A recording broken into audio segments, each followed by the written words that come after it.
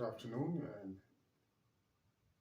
your student Professor Dolphy Gilpin is here at the LOEWS Hotel, Hollywood, California, and we're here on the FourierTransform.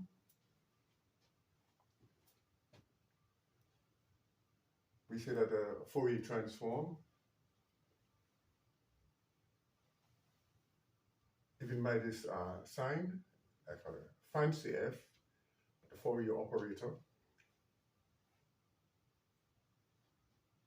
So given a function f of t, then the Fourier transform of f of t is f of omega,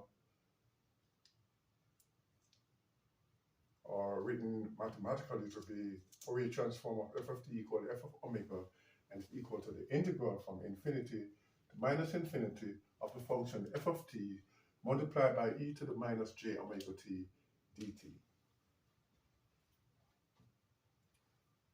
And then the inverse Fourier transform f minus 1, inverse Fourier transform, this is the symbol. Inverse Fourier transform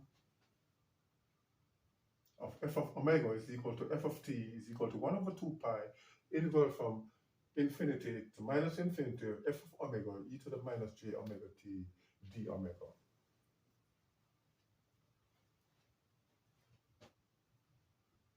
And we see that the Fourier transform operator and the inverse Fourier transform operator form a Fourier transform pair.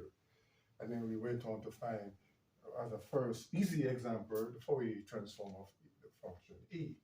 That is the same exponential e that we are all acquainted with.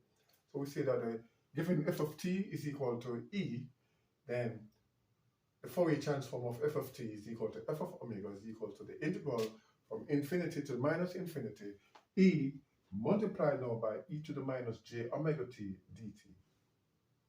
And when we do the integration, we get e to the j, we return e to the that, and we do the mathematics of it, and come out to e over j omega. So let's go on to find out the Fourier transform of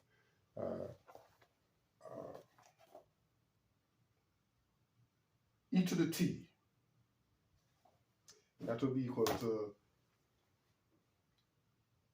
Fourier transform of e to the t, integral from minus infinity to infinity, e to the t times e to the minus j omega t dt. And we'll do that in just a moment. Let's take a break.